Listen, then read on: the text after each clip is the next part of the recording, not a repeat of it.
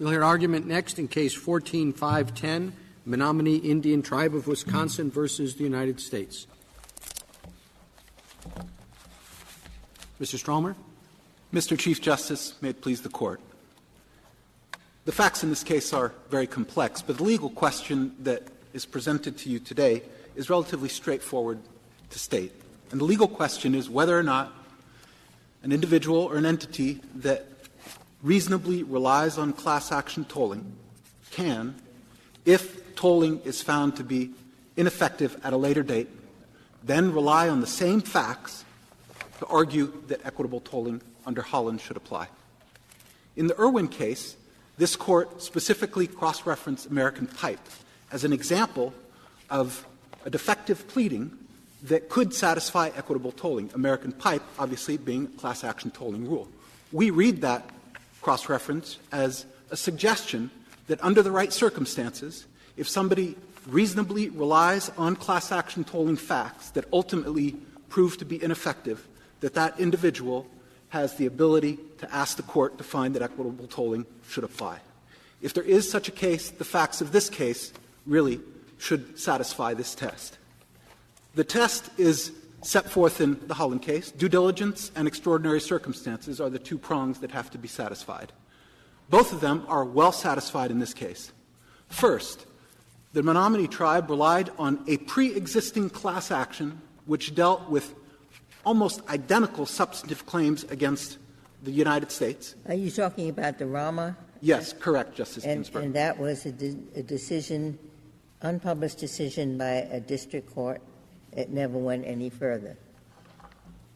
Well, it is still a certified class, Justice Ginsburg, and the Menominee Tribe not only is a member of that class, but has to date received a portion of several settlements that were entered into in that class action, and in fact is poised to receive another large payment in a settlement that the class and the United States have asked the Court to approve.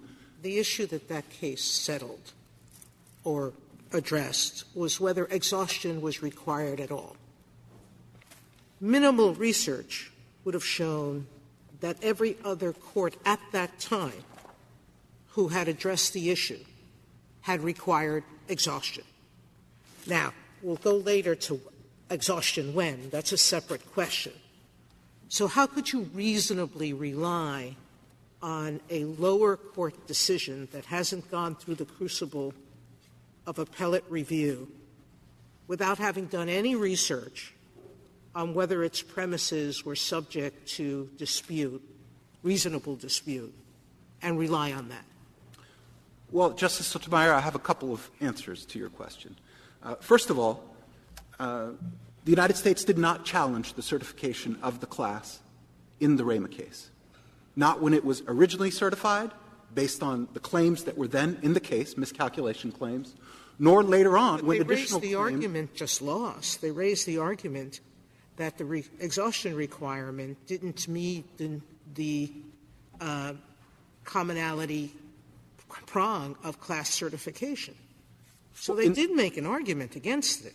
Oh, they argued, but the district court judge in the Rama case, reasonably, we think, concluded that because of the unique nature of the claims that the Rama class was seeking. I know that's what you believe, but every other court up until that time had said no. You needed to exhaust. Now, we can go to a separate question of exhaust when later, but how could you at that point rely on that case to think that you didn't have to? Well, the Menominee Tribe didn't rely just on that case. That case was an important factor that it relied on. But there was also other factors that it relied on. In the Cherokee Nation certification process, the United States did not raise presentment as a defense. Instead, it raised Rule 23 grounds as a basis not to certify the class. And the district court judge in that case, on garden variety Rule 23 grounds, ruled that that case could not be certified. Didn't say anything in his order about presentment, jurisdiction, did not talk about that whatsoever. And in fact, in his ruling, he specifically said that if a class had been certified, it would have been easy to identify all of the tribes in the country that would have been members because they were all listed on the shortfall reports that the United States produced at the same time as the years in which the claims arose. Mr. Stromer, all of this goes to deciding whether the legal advice they received was reasonable legal advice.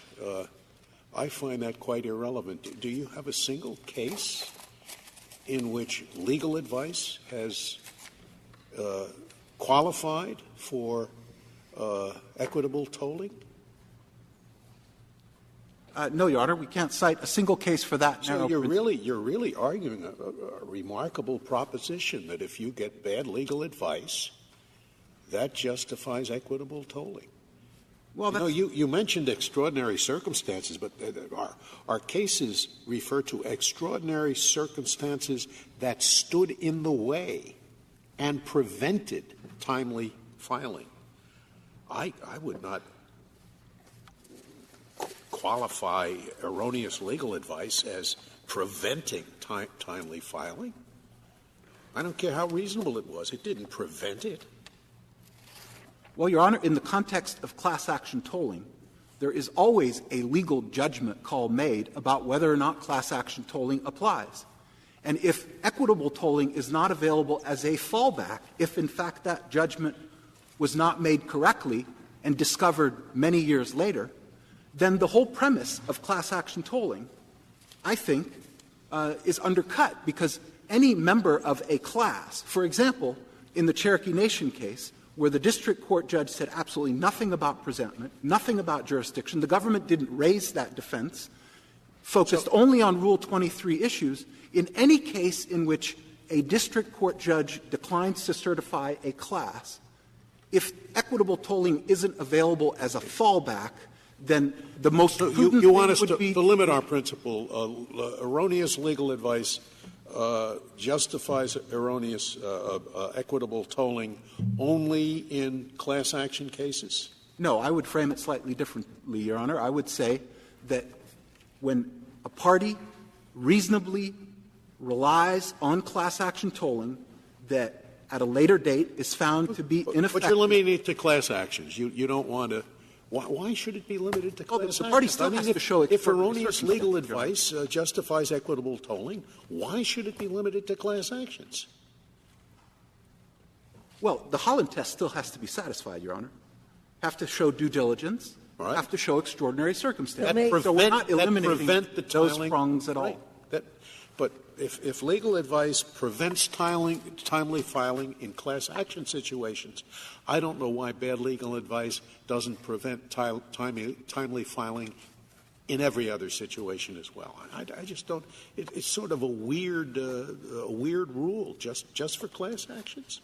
Well, Justice Scalia, the circumstances in this case are extraordinary and are very rare. It is very unlikely that you will find another circumstance where a pre-existing class action dealing with the same substantive matter against the same party, the United States, in which a court specifically addressed the presentment issue and ruled in favor of certifying the class, is What going was to the repeat length itself. of time between the denial of class certification and the presentment? It was a long time, wasn't it?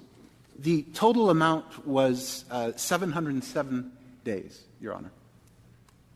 So why was that due diligence? I mean, I know that we're not arguing about due diligence, but it seems to me that when there was certification was denied in the Cherokee case, you had 2 years to present, and you would have been home free. You would not have encountered a time bar. 2 years, but you, in fact, didn't present until 4 years after the denial in the Cherokee case. So how is that due diligence? Well, in the context of reliance on class action tolling applying, Your Honor, it is due diligence, and it's reasonable diligence. In a class action environment, a party is not encouraged to do anything, and a party is entitled but automatically. But the class action to is over. It's been denied. I'm sorry, the class action has been denied. Correct. So at that point, you know you're on your own. You can't piggyback on the class.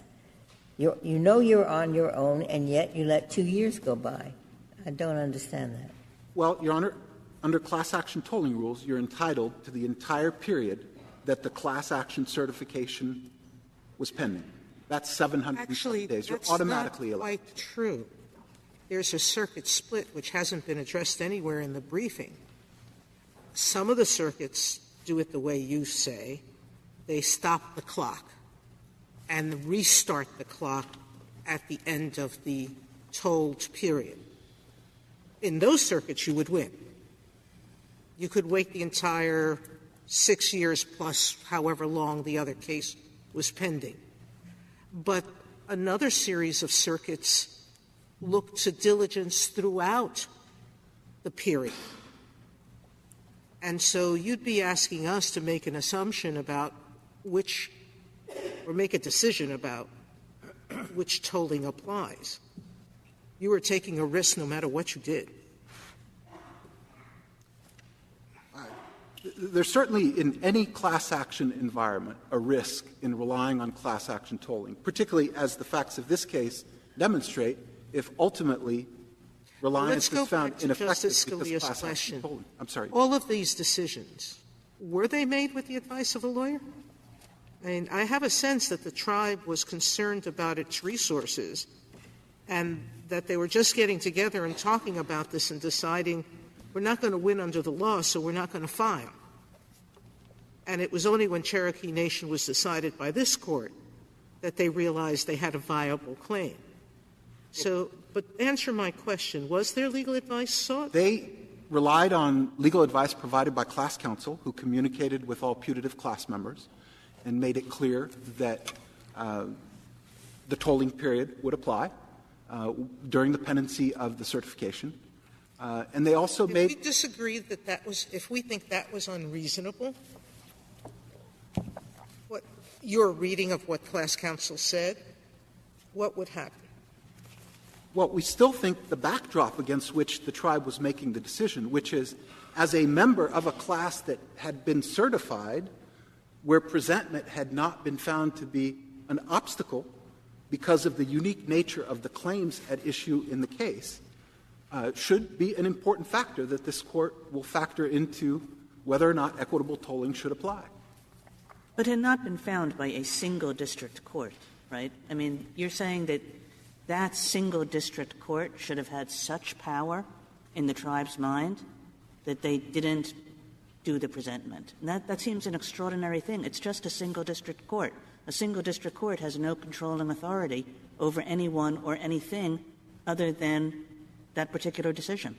That's true, Your Honor. And that particular decision had a direct impact on the Menominee Tribe because they were a member of the class. They benefited from that decision. They received payments out of settlements that the United States and class counsel had the court approve, premised on the court having jurisdiction to be able to approve them. They will benefit shortly next spring from another proposed settlement where the class counsel as well as the United States have proposed that the claims that will be signed by parties will serve as the presentment to satisfy the jurisdictional requirement. So, yes, they did benefit, and that was not an unreasonable benefited, thing but to the do. point is there is one court that says your tribe can be a member. Your tribe didn't present its claim to the contracting officer. And so why can they be a member? The judge addresses that question, and he says normally they couldn't be a member. But they can here because this is the kind of case that is attacking general practices of the administration. Then, okay, fine, you got that. Then shortly after that, or maybe a few years after that, another case comes along. And the other case doesn't involve the situation of attacking the practices generally. It concerns the individual contracts between the tribe and the Indian Bureau, whatever, in the government. And there they say you can't have a class action. So you'd think, and this kind of case you want to bring now is the second kind, not the first kind. So you'd say, why is it fair to let you bring this case? After all, if you'd read the opinion closely in the first one, you wouldn't have thought you should have waited. If you had any doubts about it, the second one would have told you should have waited. And even beyond that, the administrator signs a piece of paper where they ask him, do you have any claims under these contracts? And he says none. So it doesn't seem you're talking about pure equities. you have very strong grounds. Now, what's your reply to that? Well, I would not agree with one of your premises. You probably wouldn't agree with any of them. But, not your conclusion or one of your premises. Yes. But the premise that I disagree with, that I think is very important, is that the Cherokee Nation complaint alleged the same kinds of system-wide short fundings by the United States that were contained in the RAMA complaint. The RAMA complaint initially, when it was certified, only included one category of claims called miscalculation claims. But later on, during the pendency of the Cherokee Nation case, additional claims were added, and by the time the Cherokee Nation certification decision was issued, the claims were, for all intents and purposes, the same. And they challenged a systemic underfunding and short funding by the United States that was based on, we know now from your court's decision in the Cherokee case as well as the RAMA case, on an incorrect reading of the law. And they implemented that system-wide. The policies that the Indian Health Service used to implement this short funding system were designed to short fund tribes because they were designed based off of the assumption that they were not statutorily entitled to 100% funding. So the nature of the claims in the Cherokee case, in my view, Your Honor, were the same as both were included in the RAMA complaint initially and then as the complaint was amended over the course of the years. By the time the Cherokee Nation You're not making that kind of claim here, are you? I mean, you're not challenging the general practices of the government. Rather, you're challenging the particular contracts and whether you got enough money under them. Is that right? That's correct, Your Honor. If that's correct, then the fact that the second case emphasized the general attack, which lacks in your case, is more reason for thinking that we better file our claims quickly because what they held in those two cases are not going to help us who have an individual claim. We better do what the statute says or the rules, and we better file our presentment to the contracting officer. And certainly not write the words none when they ask you if you have any claim. Am I right? I would disagree with part of what you're suggesting, Your Honor, which is that the tribe only had one option, which was to file, essentially, after the Cherokee Nation's certification decision was issued. In fact, there was nothing in that decision that talked about presentment and jurisdiction. The Court ruled on garden variety Rule 23 reasons. And ordinarily, those reasons are not a basis for class action tolling not to apply. In fact, Crown Court is almost identical. The same kinds of garden variety Rule 23 reasons were found in that case to bar the certification of a class. But class action tolling, in fact, applied in that case. So when you focus just on the Cherokee Nation decision itself, I think there's every reasonable reason to be able to rely on class action tolling. By the way, I just want to clarify one point. On this issue of that you were a member of the class, you relied just on counsel's letter in the first case in Rahman? The letter that where counsel described the class and said there would be... In Cherokee Nation? No, in the prior case. No, in the RAMA case, yes. The tribe is a member of the class. It's received several settlement payments. You said that the lawyers had told you that there would be class action tolling. That was the general letter they sent to everyone. That's in the Cherokee Nation case, Your Honor. Yes. And they said that when they filed the complaint. The complaint clearly included the tribe. It identified all tribes that had Self-Determination Act contracts with the Indian Health Service. The tribe clearly fell within that definition. And when the Court ultimately ruled and chose not to certify the case, the Court said, I could have identified who would have been part of this case because the government's own shortfalls identify each tribe by name and how much we actually short-funded them in the given years. But you haven't answered my question. That's the only advice from a lawyer you received. Yes, Your Honor, that's correct. That's the only advice in the record. I'd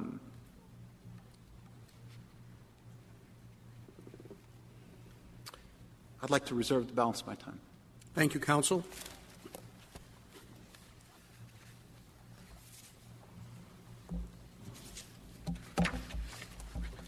Ms. Eisenstein. Mr. Chief Justice, and may it please the Court. Justice Sotomayor, you stated the tribe determined that it was not going to win on the law and so it decided not to file. Indeed, the tribe made a strategic calculation here to allow the 6-year CDA statute of limitations to pass because it wanted to monitor the litigation by other tribes rather than file and pursue its own action. The miscalculation that it made about whether the clear deadline could be extended by class action tolling, that was a routine litigation mistake, the kind that is far from the sort of extraordinary circumstance that could warrant equitable relief. Nor did that miscalculation prevent the tribe from filing earlier, to the extent that there was uncertainty as to whether it was a member of the Cherokee Nation class and whether presentment was a jurisdictional bar to that class membership. The prudent course and any reasonably diligent litigant would have filed under the clear deadline rather than wait for the uncertain application of tolling and the potential forfeiture of its claims. How did it know that in Cherokee Nation? He claims that the only decision was under Rule 23 and that presentment and tolling was not at issue there. Your Honor, the tribe confuses the definition of the class and the class certification decision with its own jurisdiction, whether the court's own jurisdiction over its claim. So the tribe itself was jurisdictionally barred from the class membership regardless of how the class was defined. There was no need necessarily for the class to carve out those over whom the district court lacks jurisdiction. The fact that the court lacked jurisdiction flows from the fact that the tribe failed to meet the mandatory presentment requirement. Well, let's talk about the American pipe tolling.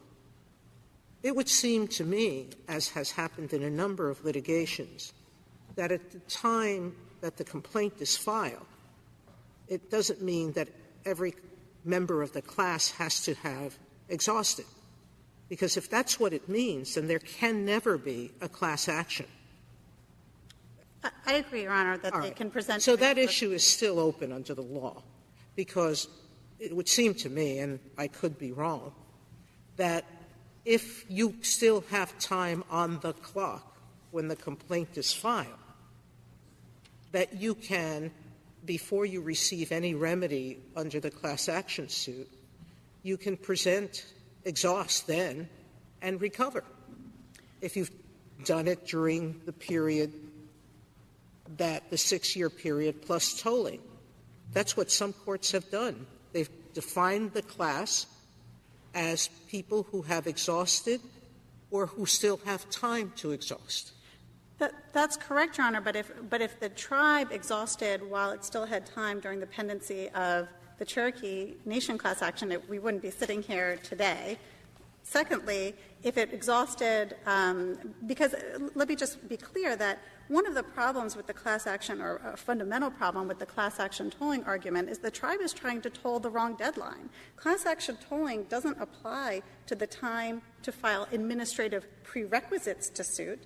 It applies to the time for filing a lawsuit in federal court. And there's a good reason for that. And that's because the policy of class action tolling is to relieve litigants of the difficult choice of whether to file an individual lawsuit or to wait and participate in the class and risk forfeiting their right to the lawsuit. But that doesn't apply to an administrative prerequisite that must be completed either way. Whether the tribe proceeded individually or as a class, the first step and mandatory step it had to take was to present its claim, and it failed to do that within the requisite time. Well, this is a slightly different argument.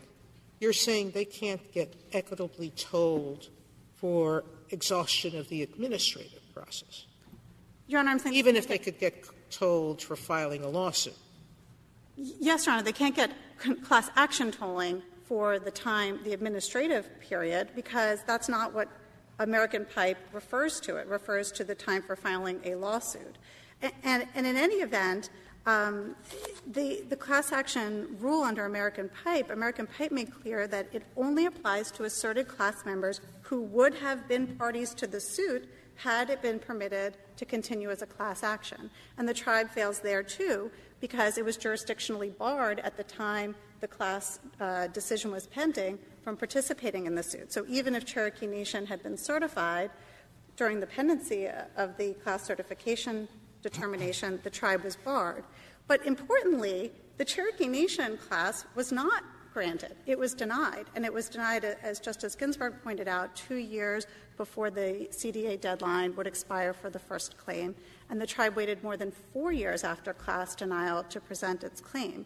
There was no basis for waiting. At that point, the tribe knew it must pursue an individual action, and the only reason it waited was to hope that this Court would more conclusively reject and did eventually conclusively reject the government's affirmative defense that it was asserting in that case.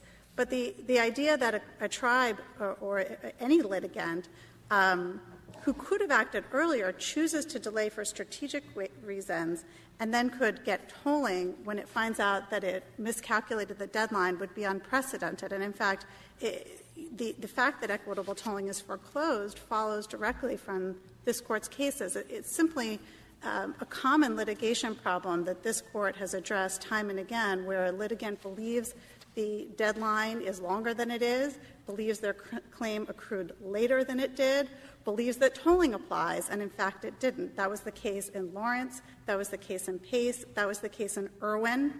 And in each of those cases, the Court found equitable tolling did not apply. Can you explain something in your brief that would seem to make all of this beside the point? You several times referred to a release form that covered the years in question, and it's in the appendix at pages 240 to 242. If there was a release covering those years, why is anything else matter? Why isn't the release, they released the claims for those 3 years? Well, Your Honor, certainly on the merits we agree with you that the release would foreclose the right of the tribe to collect on these particular years. But we're at the preliminary stage, which is to say whether we even get to the merits of the claim. And certainly we think it does have relevance to the equitable tolling inquiry and whether the timeliness inquiry, which is, first of all, it goes to the diligence. This isn't just a litigant who took no action. It took one affirmative step, and the one affirmative step it took was to release the claims at issue. Did the Indian Health Service have the authority to require the tribe to release those claims during the contract closeout process? Your Honor, there's no specific statutory authority. The tribe argues in its reply brief that the health service was somehow barred from seeking a release, but I don't believe that there was any. Certainly in the government's view, there was no statutory prohibition on the type of release that was issued here, which basically allows for exception, provides a place in the release for exceptions of claim, and the tribe agreed to none. So, what would have happened if they refused to sign the release?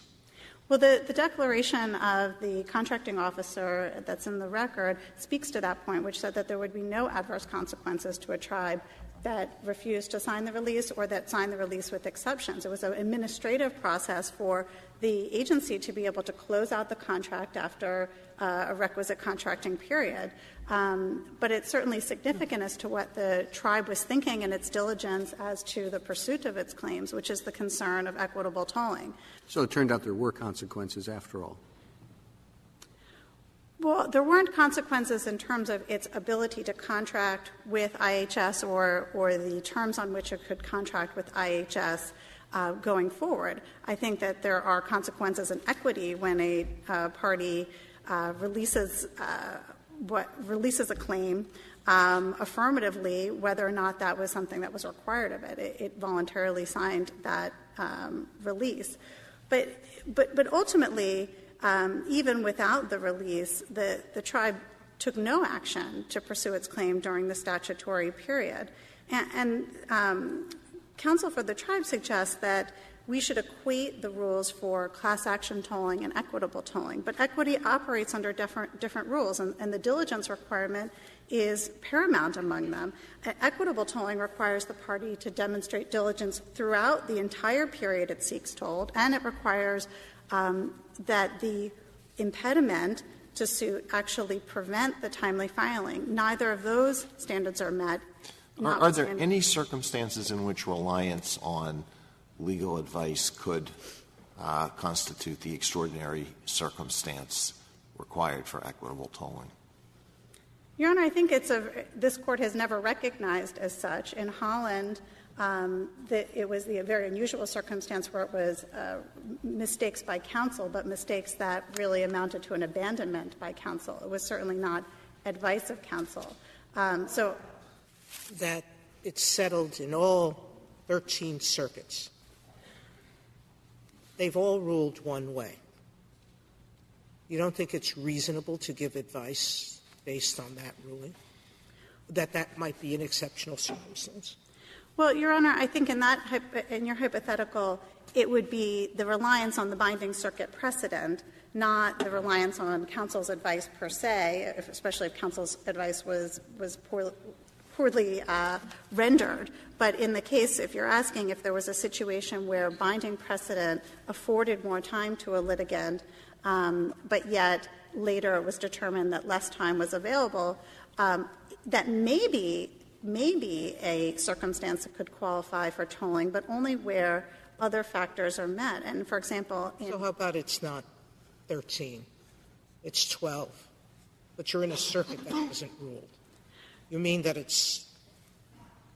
there wouldn't be an extraordinary circumstance in that situation?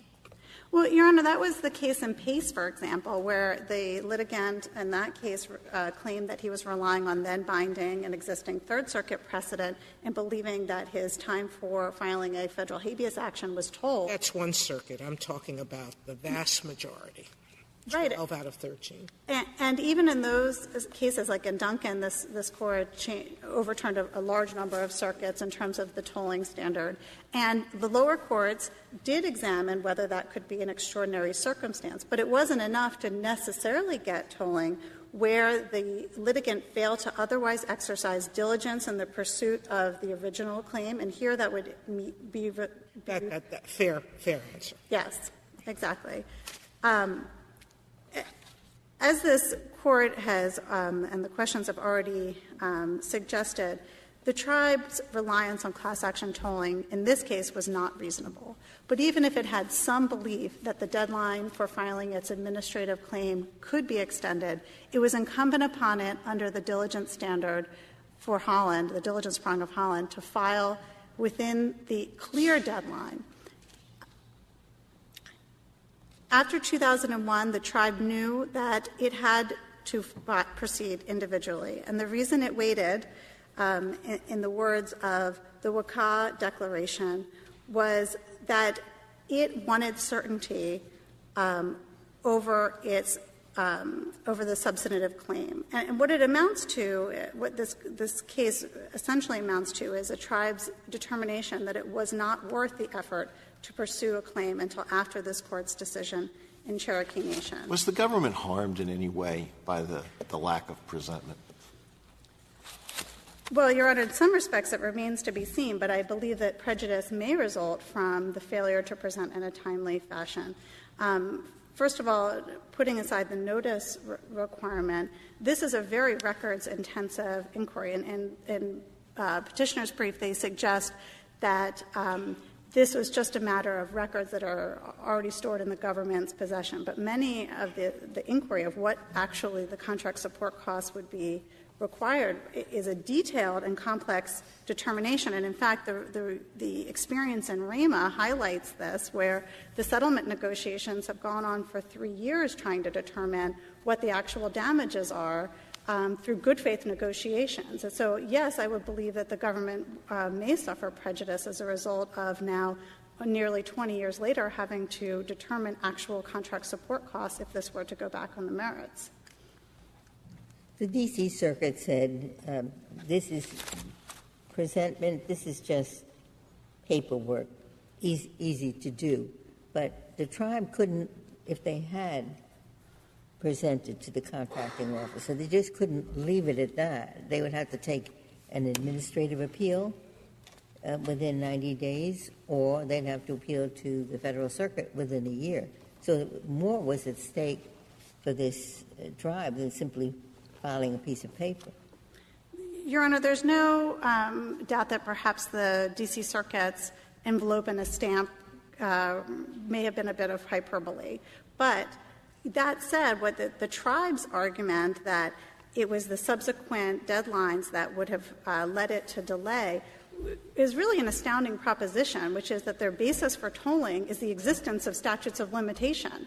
And that really can't be the case, that the fact that once they file their claim, it may then follow that additional limitations periods may kick in, that could warrant delay in and of itself. But even putting that aside, there were other options that the tribe could have pursued. For example, having presented its claim, and if it did so prior to, it said it hoped to be a part of the Cherokee Nation class action. If it did so prior to the Cherokee Nation class action, and the Cherokee Nation class action was in fact certified, then it may have an argument it's part of that class.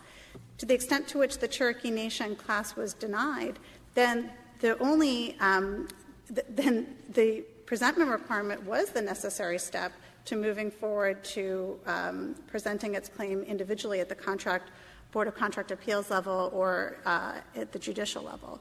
So I don't believe that the inevitability of further litigation in any way is a basis for tolling in this case. There are no further questions? Thank you. Thank you, counsel. You have 9 minutes remaining. Mr. Spelmer. Thank you, Your Honor.